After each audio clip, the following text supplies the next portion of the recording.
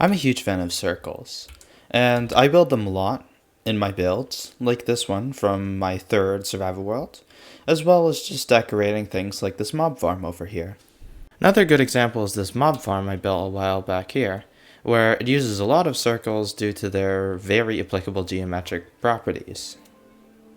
Yet, despite their common use, Minecraft's cubic grid can be especially unforgiving for building shapes like circles, as well as quite literally any shape that has an angle that's not 90 degrees.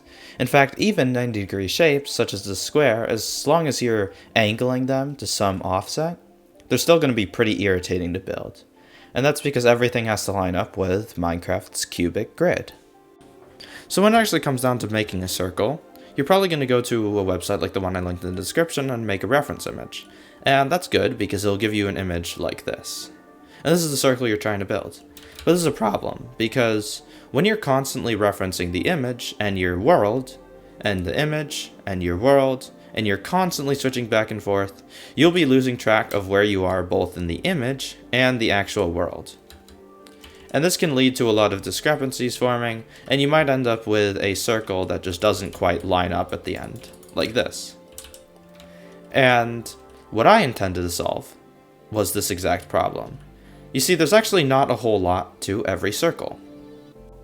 What you should notice is that every circle in Pixels and Minecraft is composed of 4 fundamental parts. That is your radius. This one is 15 blocks. You've got the longest edge, which is 7. You've got all the midway parts, 3 and 2 respectively. And then you've got these 4 1x1s. This is all you need to know about the circle. And what you can do is you can actually compose all this information into just a chat message. The brackets around the 4 show that it's a bunch of 1x1s and not just another one of these bars. Now, what you can do is you can use all this information just in your chat to completely reconstruct the circle in-game without ever having to reference the image again. This is your circle. It's right here. This is all you'll need. And if I actually go and reconstruct it, as you can see, we've got our number 732 with a 4. All I have to do is here's my center point. We're going to build exactly 15 blocks out. And then we're going to start building. We're going to build the first 7, like so. And we can see the next number is 3. We go 3. Next number is 2. Then 1, 2, 3, 4. In reverse, 2, 3. And then we build 7. And that's all you need to do. You just keep repeating. And if you ever need to look back, you know your numbers. And you essentially never have to look at the actual circle again because you know it by heart just in chat.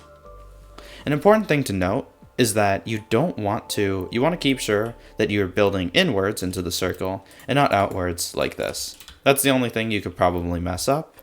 And you'll be able to tell if you made any errors anywhere because when you're standing at the center of this 7 bar here, you should be able to be perfectly lined up with the center. Now, one more last important thing to note is that not all circles are made equal. This one right here, I think it's about 37 blocks in diameter as far as I know, is pretty hideous, or maybe 27 I think. And the reason why is because these mid bars don't steadily go down from greatest values to lowest values. We have a 9, 3, 1, 2. Goes from 1 to 2 here, and this weird bump gives it a really odd shape. It also has no 1x1s, which is just a number you would just omit from the code that I developed earlier. But having this weird bump just makes circles just a lot less pretty.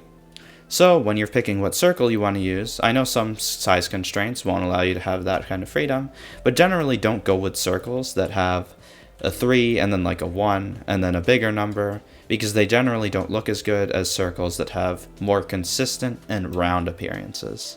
Anyways, that'll be it for today's video.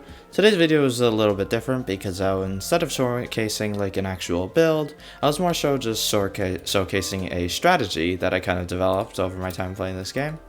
And I kind of wanted to talk about it because I thought it was pretty interesting, and eventually how I applied it to all the things that I've worked on. So, if you want to see more content like this, well, and more content like the other content that I make that you might want to check out, make sure to like and subscribe, and I'll see you next time.